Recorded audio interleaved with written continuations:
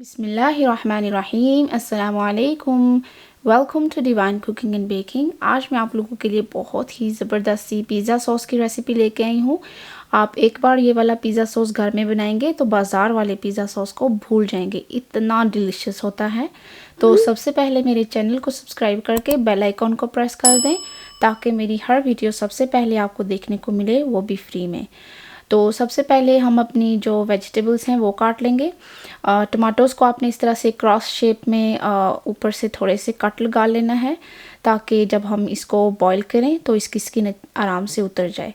फिर इसके बाद जो हमारा ऑनियन है, एक छोटा ऑनियन, उसको रफली चॉप कर लें और फिर एक पैन में आप पानी डालें, उसको चूल्हे पे रखें और साथ ही अपनी तमाम वेजिटेबल्स इसके अंदर ऐड कर दें। मैंने यहाँ पे यूज़ किए हैं 3 टमाटर और एक बड़ी शिमला मिर्च, एक छोटा प्याज और 5 से 6 गार्लिक क्लोव्स।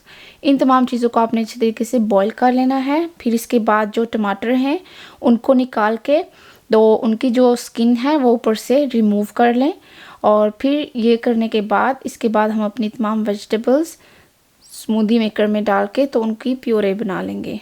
तो अपनी टमाटर डालें। शिमला मिर्च मैंने 2 कलर्स की ली है, हाफ़ रेड और हाफ़ ग्रीन। आप एक कलर की ले सकते हैं लेकिन बड़ी साइज़ की एक शिमला मिर्च डालें आप। फिर तमाम चीज़ें इसके अंदर डालने के बाद हम अच्छे तरीके से इसको ब्लेंड कर लेंगे और इसका प्योरे बना लेंगे। और ये करने के बाद हम इसको आपने अच्छे तरीके से स्मूदी मेकर को जो है वो चलाना है 2-3 बार ताकि अच्छे तरीके से तमाम चीज़ें ब्लेंड हो जाएं और उसके पीसेस ना नज़र आएं। फिर इसके बाद हम पैन के अंदर 2 टेबलस्पून ऑलिव ऑयल लेंगे। आप नॉर्मल ऑयल भी यूज़ कर सकते हैं लेकिन पिज़्ज़ा में जो है वो आमतौर पे ज़्यादातर ऑलिव ऑयल इस्तेमाल किया जाता है।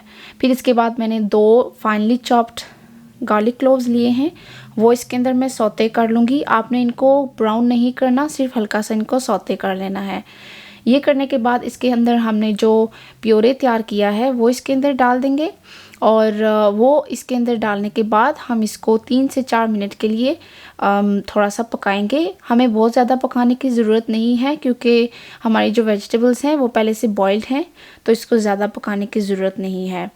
तो जब ये अच्छे तरीके से 3-4 मिनट तक आप इसको पका लें, फिर इसके बाद हम इसके स्पाइसेस ऐड करेंगे और सबसे पहले हम इसके अंदर शुगर ऐड करेंगे 1 टीस्पून। इसके बाद हम इसके अंदर सॉल्ट ऐड करेंगे हाफ़ टीस्पून। सॉल्ट आपकी अपनी टेस्ट के मुताबिक है, आप जितना भी चाहें यूज़ कर सकते हैं।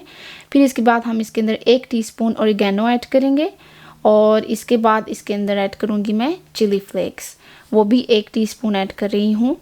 तो ये भी आपके अपने टेस्ट के मुताबिक है, आप जो जितना भी ऐड करना चाहें। और इसके बाद मैं इसके अंदर ऐड कर रही हूँ 1 टीस्पून पेपरिका पाउडर।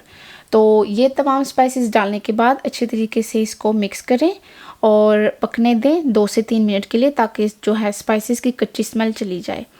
तो मज़ेदार सा हमारा पिज़्ज़ा सॉस रेडी है। तो नेक्स्ट वीडियो में इंशाल्लाह मैं आपको पिज़्ज़ा डो और फुल पिज़्ज़ा बनाने का तरीका सिखाऊंगी। तो प्लीज़ मेरे आने वाले वीडियोस को वॉच कीजिएगा और इस वीडियो को भी अपने फ्रेंड्स एंड फैमिली में शेयर करें। और अगर आप रेसिपी ट्राई करते हैं तो मुझे कमेंट सेक्शन में ज़रूर बताएं कि आपने ट्राई की और आपको कैसी लगी। अपनी दुआ में ख़ास याद रखें। खुदा हाफिज़।